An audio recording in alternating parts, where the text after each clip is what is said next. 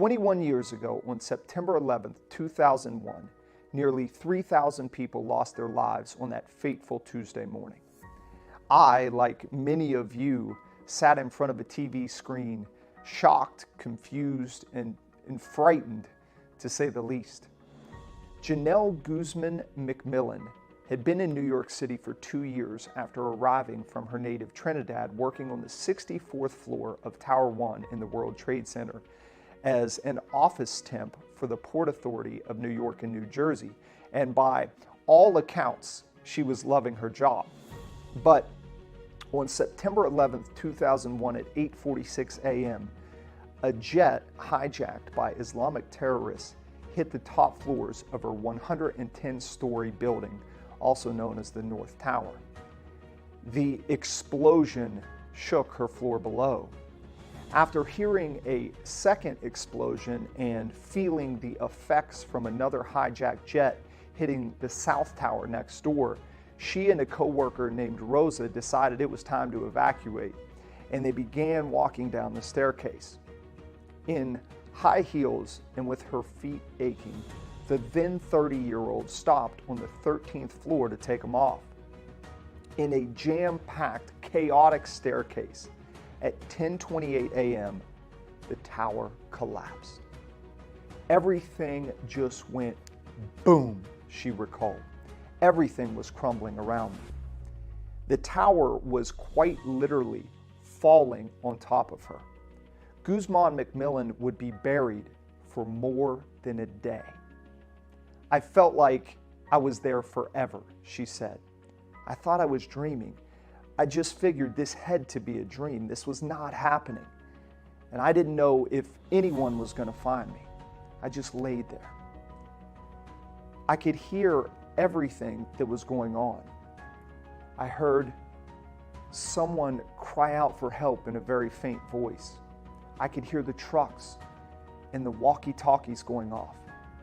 But I couldn't call out for some reason, she said. Dust in my mouth, my nose. I was just laying there. I didn't know what to do. I didn't know what to say. And the pain was real. It was a sharp shooting pain, like steel was sticking through my side into my stomach. I only had my left hand loose, and I was trying to position myself to ease that pain, but it didn't help. I tried to push my head out, but I realized that it was wedged and stuck under the debris. At that point, I was thinking, I'm gonna die. I knew I wasn't gonna get out. I was preparing myself to die, she explained. And then, at the very moment when Genelle was resigned to giving up, just when she said, I can't take this anymore, she heard someone call out to her, I got you. I got you. My name is Paul. He reaches down, grabs her hand, and begins to tell her, you're going to be fine. I am not going to let you go. Genelle spent 27 hours in the rubble before rescuers arrived. Her right leg was crushed, her head swollen, her face burned. She was hospitalized for over a month.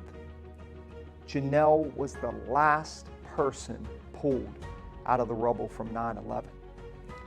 My question for you today is, how many people in your world are stuck in the rubble?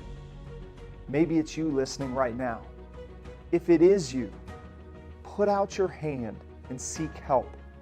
If it isn't you, look for the hands of others. Listen for the subtle hints of distress from coworkers, friends, and family. I know I've said this before, but it bears repeating. Everyone has something. Some of those somethings are bigger than others, but everyone's got something. If you need help, ask for it.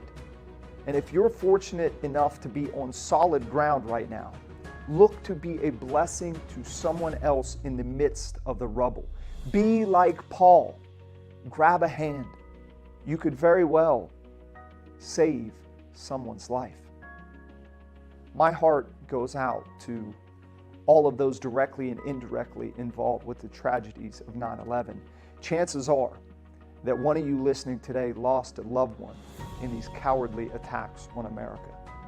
I vow to never forget the lives lost, those who innocently went to work that day, and the brave souls who went in after to save them.